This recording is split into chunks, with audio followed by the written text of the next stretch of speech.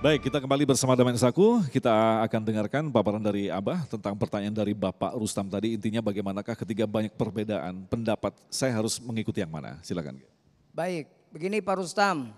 Di satu sisi Pak Rustam ingin bagaimana mendapat ibadah dari Al-Quran. Di sisi lain saya sudah tua.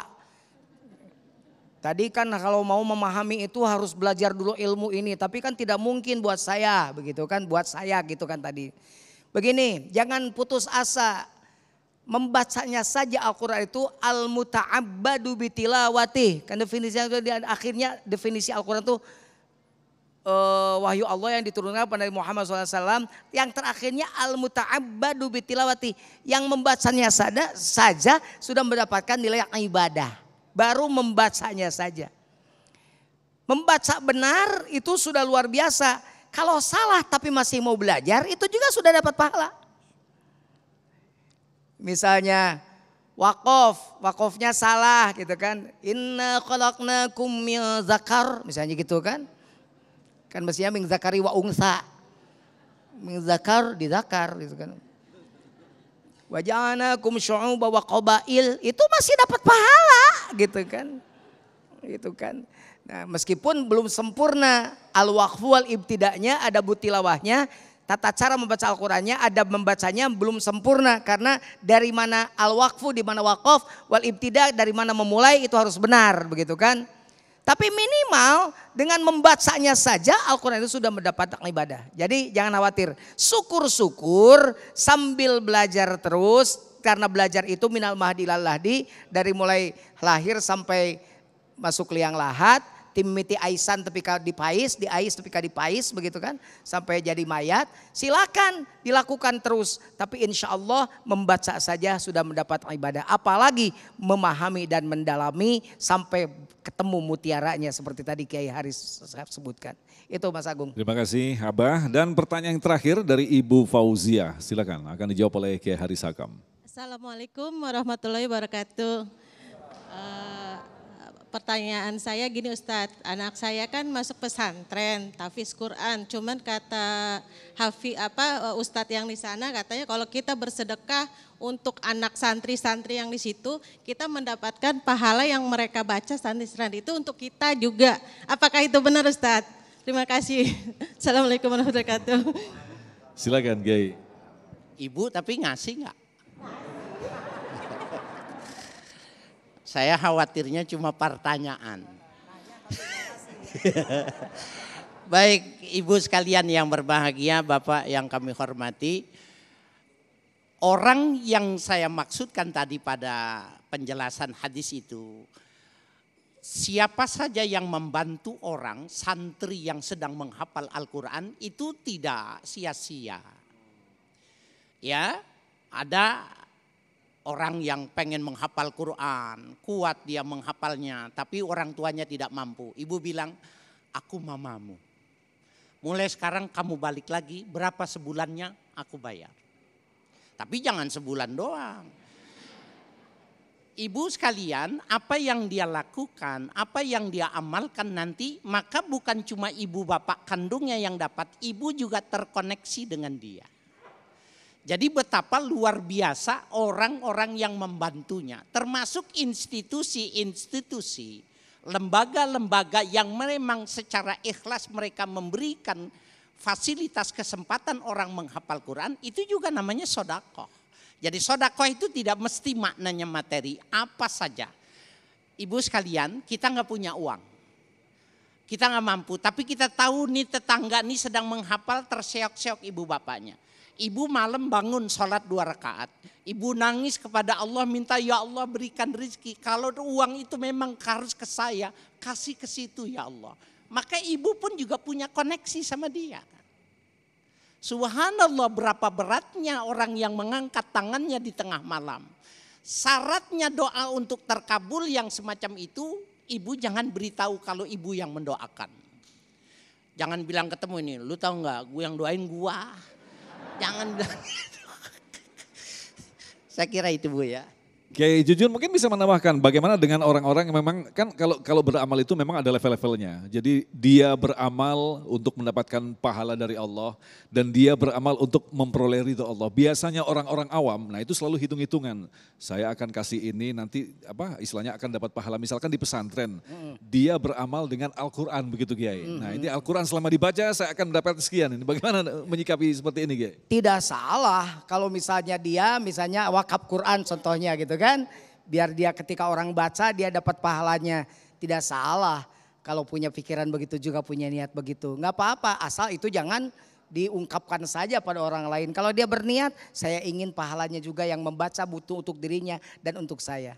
Itu dalilnya kan man sanna sunatan hasanatan falahu ajruha wa ajru man amila biha ila yaumil qiyamah. Jadi kebaikannya itu bukan hanya yang membaca, yang mengikuti, yang mendukung. Ya seperti khomer. Khomer itu saya mah dateng minum, saya mah membelikan botol wungkul. Sama aja bagian dosa. Oh saya mah cuma ketempatan, dosa. Saya mah cuma nyodorin gelasnya doang, dosa sama.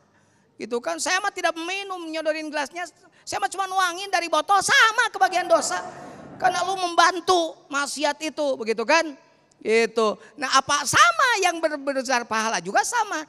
Ibu membantu anak-anak yang ada di tahfidz Quran itu, di pesantren tahfidz Quran itu. Dengan niat ikhlas membantu mereka, bersedekah untuk mereka. Maka insya Allah apa yang dilakukan anak-anak itu hafalah dia juga ibu kebagian. Begitu insya Allah. Makanya pokoknya jangan pelit lah. Tapi para kiai yang punya pesantren juga jangan terlalu banyak ngomong sodakoh. Nanti dikira wah kamu mah bikin pesantren tahfidz untuk cari duit, nanti begitu. Pokoknya kata guru saya mah jangan suka meminta. Karena meminta itu menunjukkan hinanya kita. Al yadul ulya khairum minal yadi sufla. Jadi tangan di atas itu lebih baik daripada tangan di bawah. Ngambilnya aja dari atas katanya gitu. Ya, kata guru saya jangan suka minta. Tapi kalau diberi jangankan disodorin ke tangan. Dilempar ke kolam juga renang katanya ambil. Begitu.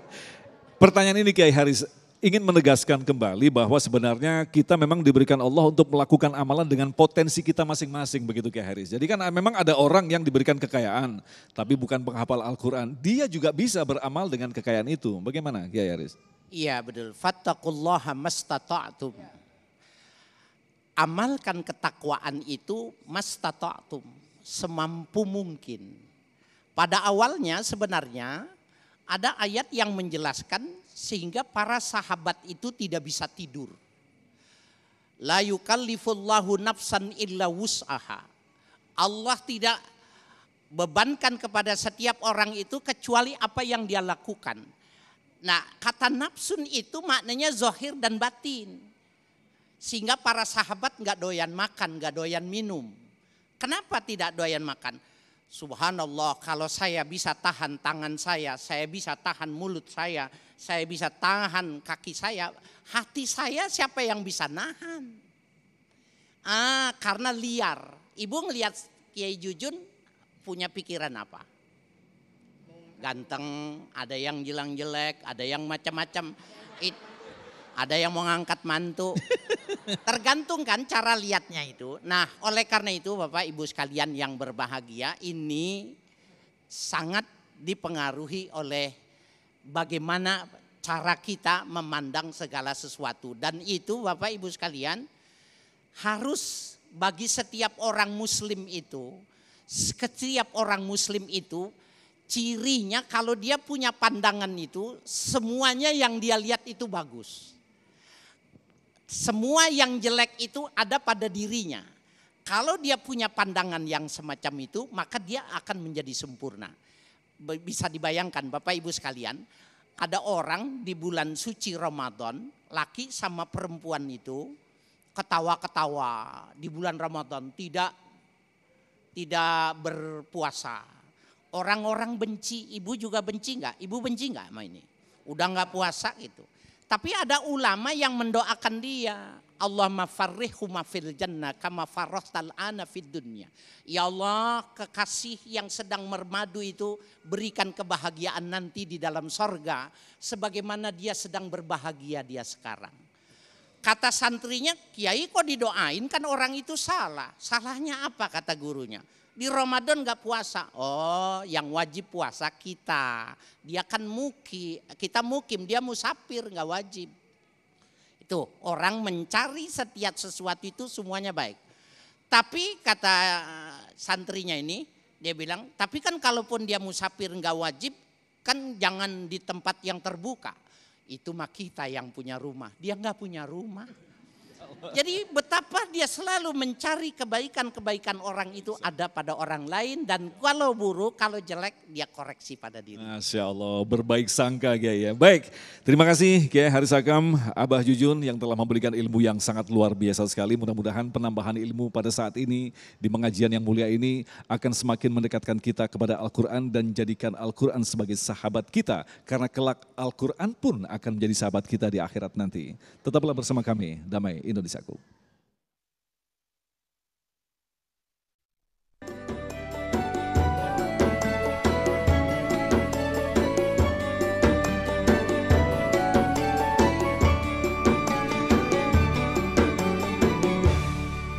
Demikian pemirsa yang dirahmati Allah, Damai Indonesiaku untuk hari ini, dan insya Allah besok di Ahad 29 Mei kami akan menghadirkan Habib Ahmad Al-Kaf dan Ustadz Hilmi Firdausi.